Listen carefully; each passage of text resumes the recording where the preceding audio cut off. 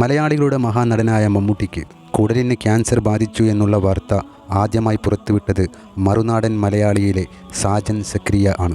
73-ാം വയസ്സിലും യുവത്വം നിലനിർത്തി വരുന്ന നടനാണ് മമ്മൂട്ടി.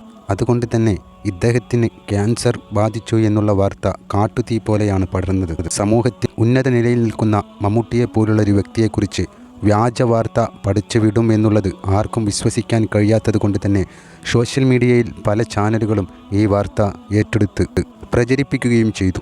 കുറച്ച് ദിവസങ്ങളായി മമ്മൂട്ടി ഛർദ്ദിക്കാറുണ്ടായിരുന്നു എന്നും അങ്ങനെ ചികിത്സ തേടിയ മമ്മൂട്ടിക്ക് അപ്പോഴാണ് മനസ്സിലായത് തൻ്റെ കുടലിൽ ക്യാൻസറിൻ്റെ ആദ്യ ലക്ഷണം കണ്ടുവരുന്നുണ്ട് എന്നുള്ളതും. തുടർന്ന് ചെന്നൈയിലെ അപ്പോളോ പ്രോട്ടോൺ സെൻ്ററിൽ ചികിത്സ തേടി എന്നാണ് മറുനാടൻ മലയാളി പുറത്തുവിട്ട വാർത്ത.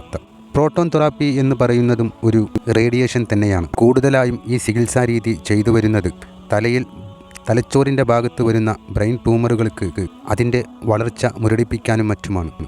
ഏഷ്യയിൽ ചെന്നൈ അപ്പോളോ പ്രോട്ടോൺ സെൻ്ററിൽ മാത്രമാണ് ഈ ചികിത്സാ രീതിയുള്ളത്. ഏകദേശം 40 ലക്ഷം രൂപയോളമാണ് ഈ ചികിത്സാ രീതിയുടെ ചിലവ്. സാധാരണ റേഡിയേഷനുകളിൽ നിന്നും പ്രോട്ടോൺ തെറാപ്പിയെ മാറ്റി നിർത്തുന്നത് ഇത് ചെയ്യുമ്പോൾ രോഗിക്ക് യാതൊരുവിധ ദോഷഫലങ്ങളും ഉണ്ടാകില്ല എന്നതാണ്.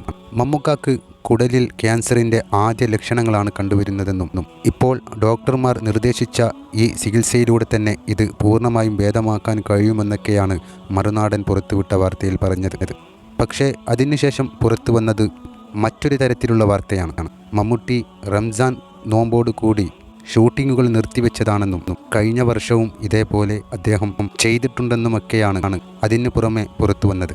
എന്നാൽ മമ്മൂട്ടിയുടെ കുടുംബാംഗങ്ങളോ മമ്മൂട്ടി ഇത്തരത്തിൽ രോഗബാധിതനാണ് എന്നുള്ള കാര്യം തുറന്നു പറഞ്ഞിട്ടില്ല. ഇപ്പോഴും സോഷ്യൽ മീഡിയയിൽ മമ്മൂട്ടി ചികിത്സ കഴിഞ്ഞു, പ്രോട്ടോൺ തെറാപ്പിയുടെ ആദ്യഘട്ടം കഴിഞ്ഞു എന്നൊക്കെ പറയുമ്പോഴും മമ്മൂട്ടി സുഖമായി ഇരിക്കുന്നു എന്നും മറ്റു തരത്തിൽ വാർത്തകൾ പുറത്തു വരുന്നു.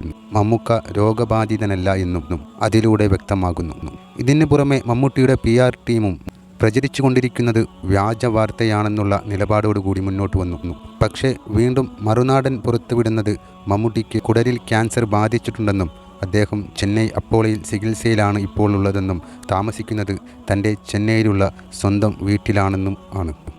മമ്മൂക്കയോ കുടുംബങ്ങളോ മറ്റു അടുത്ത ബന്ധുക്കളോ ഈ കാര്യം വ്യക്തമാക്കാത്തതിനെ തുടർന്ന് ഇത് വിശ്വസിക്കണോ വേണ്ടയോ എന്നുള്ള ഗതിയിലാണ് മമ്മൂട്ടിയുടെ ആരാധകരും മറ്റു സിനിമാ പ്രേമികളും ഇപ്പോൾ ഉള്ളത്. എന്തായാലും സമൂഹത്തിൽ പ്രമുഖനായ ഒരു വ്യക്തിയെക്കുറിച്ച് ഇത്തരത്തിൽ വ്യാജ വാർത്ത പടിച്ചു വിടും എന്നുള്ളതും വിശ്വസിക്കാൻ കഴിയില്ല. എന്നാൽ ഇത്തരത്തിൽ താൻ രോഗബാധിതനായി എന്നുള്ളത് മമ്മൂട്ടിയോ മറ്റു കുടുംബാംഗങ്ങളോ പുറത്തു പറയാത്തതും ഇത് വിശ്വാസയോഗ്യമാണോ എന്നുള്ള കാര്യത്തിലും ആശങ്ക വരുത്തുന്നുണ്ട്.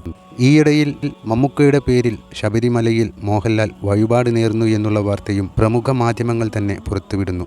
ഇത് മമ്മൂട്ടിയുടെ അസുഖം ഭേദമാകാനാണോ എന്നുള്ളതും അറിയില്ല.